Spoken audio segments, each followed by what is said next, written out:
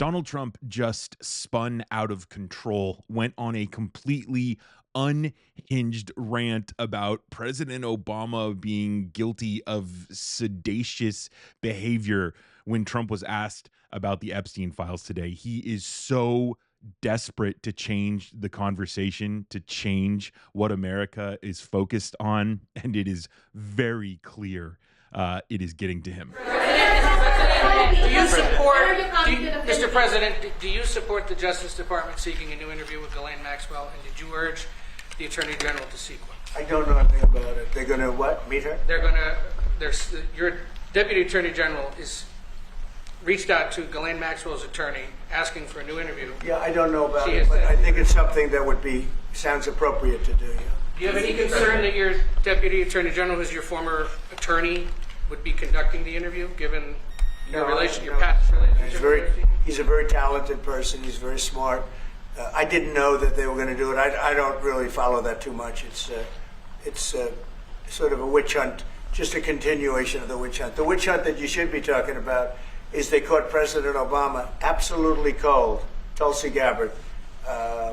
What they did to this country in 2016, starting in 2016, but going up to 2020 in the election. They tried to rig the election, and they got caught. And there should be very severe consequences for that. You know, when we caught Hillary Clinton, I said, you know what? Let's not go too far here. It's the ex-wife of a president, and I thought it was sort of terrible. And I let her off the hook, and I'm very happy I did. But it's time to start, after what they did to me, and whether it's right or wrong, it's time to go after people. Obama's been caught directly. So people say, oh, you know, a group. It's not a group. It's Obama. His orders are on the paper. The papers are signed. The papers came right out of their office. They sent everything to be highly classified. Well, the highly classified's been released. And what they did in 2016 and in 2020 is very criminal. It's criminal at the highest level. So that's really the things you should be talking about. I know nothing about the other, but I think it's appropriate that they do go. May I ask you about that, Mr. President? Tulsi Gabbard has submitted a criminal referral to the Department of Justice. From your perspective, who should the DOJ target as part of their investigation? What specific figures in the Obama administration? Well, based on what I read, and I read pretty much what you read, it would be President Obama. He started it. And Biden was there with him, and Comey was there, and Clapper. The whole group was there. Brennan, they were all there in a room. Right here, this was the room. This is much more beautiful than it was then, but that's okay. I have nice pictures up that came out of the vaults. They were in there for 100 years. This is much more beautiful. We have the Declaration of Independence now in the room, which wasn't here. I guess people didn't feel too good about putting it here, but I do. But you know what? If you look at those papers, they have them stone cold, and it was President Obama. It wasn't lots of people all over the place. It was them too. But the leader of the gang was President Obama, Barack Hussein Obama. Have you heard of him? And except for the fact that he gets shielded by the press for his entire life, that's the one they... Look, he's guilty. It's not a question. You know, I like to say... let's give it time. It's there. He's guilty. This was treason. This was every word you can think of. They tried to steal the election. They tried to obfuscate the election. They did things that nobody's ever even imagined, even in other countries. You've seen some pretty rough countries. This man has seen some pretty rough countries, but you've never seen anything like it. And we have all of the documents. And from what Tulsi told me, she's got thousands of additional documents coming. So President Obama, it was his concept, his idea, but he also got it from crooked Hillary Clinton. Crooked is a $3 bill. Hillary Clinton and her group, the Democrats, spent $12 million to Christopher Steele to write up a report that was a total fake report. Took 2 years to figure that out, but it came out that it was a total fake report. It was made up fiction. And they used that. The one thing they weren't able to do was to, and probably the only thing I respect about the press in years is The press refused to write it before the election. They refused to put it in. The Steele report was a disaster. All lies, all fabrication, all admitted, an admitted fraud. She paid $12 million, and the Democrats, for that report to a wise guy named Christopher Steele. He wrote a phony report, and they wanted to get that report in before the election. And I'll tell you what, I talk about all the time, the fake news, how bad it is. But in this case, they wouldn't do it. They saw it, they read it, and they said, we don't believe it. And it was only after, substantially, like a month and a half after the election, that it got printed, and it was a big wisp. It was just like a bang of nothing, because the election had ended. If that report had gotten published by the New York Times or somebody, and I respect the Times for maybe only this, because they're crooked as you can be. They're a terrible paper, a crooked, corrupt paper. But for this one moment, they said, this is bullshit, we can't put this in. And neither could any other paper. Wall Street Journal's a lousy paper, very, very dishonest paper. As you see, I'm suing them for a lot of money because they do things very badly. It's got a nice name, but it's really, in my opinion, it's a terrible paper. And it can be corrupt.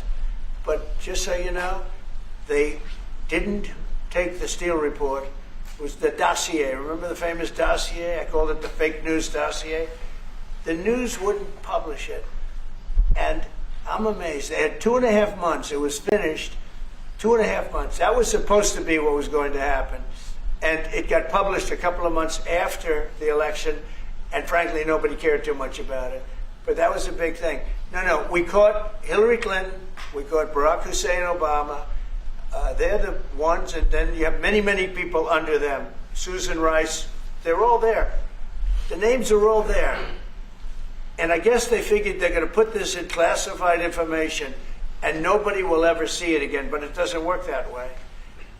And it's the most unbelievable thing I think I've ever read. So you ought to take a look at that and stop talking about nonsense, because this is big stuff. Never has a thing like this happened in the history of our country. And by the way, it morphed into the 2020 race. And the 2020 race was rigged, and it was a rigged election. And because it was rigged, we have millions of people in our country. We had inflation. We solved the inflation problem. But millions and millions of people came into our country because of that. And people that shouldn't have been, people from gangs and from jails and from mental institutions, people that we don't want in our country, people that we're getting out, dangerous people. 11,888 murderers, many of them, 50%, more than 50%, murdered more than one person. I hate to say this with such a distinguished guest, but you know, they asked me a question. I got to answer the question. No, Barack Hussein Obama is the ringleader. Hillary Clinton was right there with him, and so was Sleepy Joe Biden, and so were the rest of them. Comey, Clapper, the whole group. And they tried to rig an election, and they got caught. And then they did rig the election in 2020. And then because I knew I won that election by a lot, I did it a third time, and I won in a landslide. Every swing state won the popular vote. But I won that all the same way in 2020. And look at the damage that was caused. Donald Trump there, forgetting about innocent until proven guilty. No. President Obama is guilty, whether right or wrong, he said. Whether right or wrong, President Obama is guilty of sedacious behavior. And then he goes into President Obama being the ringleader in the room they're in, but it was much more beautiful now compared to then. I mean, what are we talking about here, Donald? Try to stay on topic. And of course he can't. He's getting older. He's in the Epstein files. It's going to come out, and he's desperate and he's scared, and his back is up against the wall. I mean, we know that he's screwed because he's begging America to focus on the Russia investigation into how Russia worked with the Trump campaign and Paul Manafort, the national campaign advisor for Donald Trump, the guy running his campaign, who also ran campaigns for Russian puppets all over Europe. You really want us to focus on your collusion with Russia instead of your involvement with the Epstein files. And remember, Donald Trump says don't focus on Epstein because it was so long ago, yet he wants us to worry about President Obama's investigation into Donald Trump's ties with Russia from almost 10 years ago. Absolute insanity. This is really historic because never have we seen a president of the United States, a criminal, a sexual predator, look so terrified in the White House, look so desperate to change the conversation, and it's not working. Nobody's asking about the Russian investigation. Nobody's asking about the Biden auto pen. Everybody wants to know about Epstein, and Donald Trump is desperate to change the subject. Let me know what your reflections are down in the comments below, and be sure to subscribe to Reflect Politics if you're new to the channel. Thanks for watching. My name is Brendan Plank. See you in the next video.